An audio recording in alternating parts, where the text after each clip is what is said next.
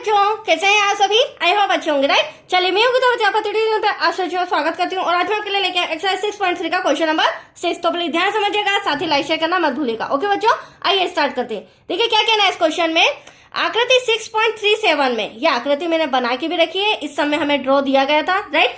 यदि त्रिभुज ABE, ये रहा ABE, इस तरह से ABE ये त्रिभुज है जो सर्वांग सम है त्रिभुज ACD के। तो ये रहा AC और D, ये दोनों त्रिभुज आपस में क्या बताए गए? सर्वांग सम। और दो त्रिभुज आपस में सर्वांग सम तभी होते हैं बच्चों जब उनकी भुजाएं, ये जो भुजाएं दी गई है वो आपस में बराबर होती है, राइट।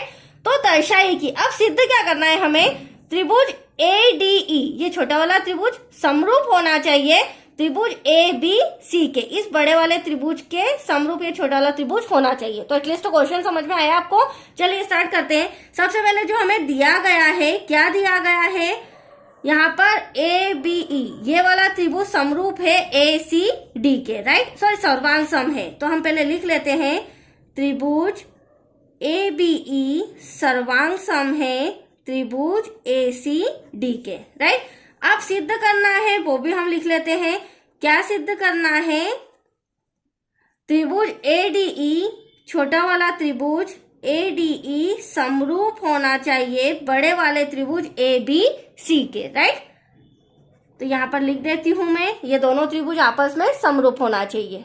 देखिए अब हम क्या करेंगे, हमें सम के अंदर दिया गया है ये वाला ABE सर्वांग सम है ACD के। तो मैंने अभी जस्ट आपको बताया था दो त्रिभुज आपस में सर्वांग सम तब होते हैं जब इनकी जो भुजाएं हैं वो आपस में बराबर होती है। तो यहाँ पर मैं इनकी भुजाएं निकाल लेती हूँ ताकि हमें इन दोनों को समरूप बताने में इजी रहेगा। तो त्रिभुज ABE सर्वांग सम है त्रिभुज ACD के। अब ये दोनों त्रिभुज सर्वांग सम है तो इनकी भुजाएं आपस में बराबर होनी चाहिए।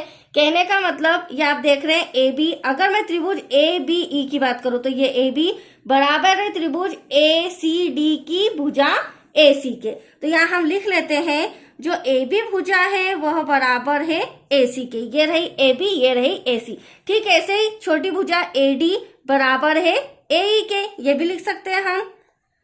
AD भुजा बराबर है AE के। लास्ट में आप देख रहे हैं यहाँ पर, पहले तो त्रिभुज ABE की बात करूं तो ये रही हमारी B भुजा, और ACD की बात करूं तो ये रही हमारी CD भुजा। तो यहाँ पर BE, तीसरी भुजा जो है BE, वह बराबर है DC के, राइट। अब ये तीनों भुजाएं मैंने आपको बराबर बता दिया क्योंकि हमें दिया गया था ये दो त्रिभुज सर्वांग सम है।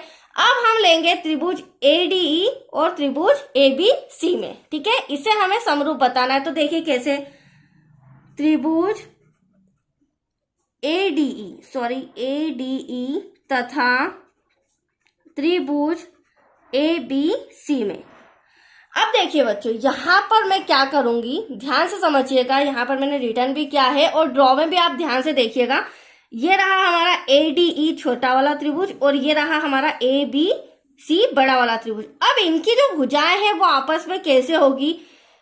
ABC की बात करूं तो AB भुजा, राइट, और इधर से AC। तो AB बराबर है AC के, जो मैंने दोनों त्रिभुज जब सर्वांग सम थे वहां पर भी लिख के बताया था। तो यहाँ सबसे पहली भुजा तो मैं लिख रही हूं AB बराबर है AC के, राइट। फिर दूसरी भुजा यहाँ पर छोटी वाली AD बराबर है AE के, क्योंकि त्रिभुज ADE की बात करूं तो AD और यहाँ पर AE। तो बड़ी भुजा छोटी भुजा, बड़ी भुजा छोटी भुजा, इस तरह से इन दोनों त्रिभुजों में मैं लिख सकती हूँ। तो यहाँ पर हो जाएगा AB अपॉन में AD, AB अपॉन में AD बराबर है यहाँ पर बड़ी भुजा छोटी भुजा, क्योंकि हमारे पास बड़ा त्रिभुज भी है छोटा त्रिभुज भी है, इसीलिए मैं बड़ी और छोटी भुजा ले रही हूँ। और इस तरह हम ले सकते हैं। तो AC अपॉन में AE हो जाएगा, राइट, बड़ी भुजा छोटी भुजा। तो यहाँ पर आप देख सकते हैं दो भुजाएं मैंने आपस में ये वाली इस भुजा के बराबर बता दिया। अब तीसरी भुजा यहाँ पर मैं नहीं ले सकती हूँ क्योंकि DE छोटी है त्रिभुज ABE में, ADE में, और ABC की बात करूं तो BC बड़ी है। तो ये दो भुजाएं मैं यहाँ पर तीसरी भुजा बराबर नहीं बता सकती हूँ। बट इम्पोर्टेंट पॉइंट, यहाँ पर एक एंगल बराबर आ रहा है। आप देख रहे होंगे बच्चों, एंगल A जो है इससे छोटा वाला AD छोटा वाला त्रिभुज भी बन रहा है और AB सी, ये बड़ा वाला त्रिभुज भी बन रहा है। इसका मतलब ये जो एंगल ए है ये हमारा उभयनिष्ठ एंगल है, उभयनिष्ठ कोण है, जिससे दो त्रिभुज बन रहे हैं, एक छोटा और एक बड़ा। तो यहाँ हम कह सकते हैं कि यहाँ पर एक कोण जो है ए वो बराबर है ए के। क्यों बराबर है? क्योंकि यह उभयनिष्ठ कोण है। तो आया आपको समझ में किस तरह से मैंने दो भुजाएं और एक एंगल आपस में बराबर बता दिया। तो यहाँ पे कौन सी समरूपता कसौटी लगती है बच्चों? भुजा कोण भुजा समरूपता कसौटी से। इंग्लिश में लिखना हो तो साइड एंगल साइड। तो यहाँ लिखेंगे हम भुजा कोण भुजा, जो कि हमने बराबर बता दिया है दोनों त्रिभुजों में। तो यहाँ पर लिखेंगे समरूपता कसौटी से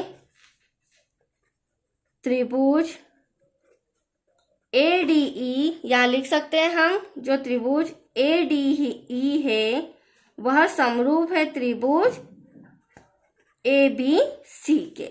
दैट्स योर आंसर। तो आया आपको समझ में? ये दोनों त्रिभुज ही मुझे आपस में समरूप बताने थे, तो इनकी दो भुजाएं भी आपस में बराबर हो गई और एंगल्स भी आपस में बराबर हो गए। इससे हम कह सकते हैं कि हाँ भैया ये दोनों त्रिभुज आपस में समरूप है। That's clear. तो आया आपको समझ में? आज के लिए इतना ही बच्चों, थैंक यू।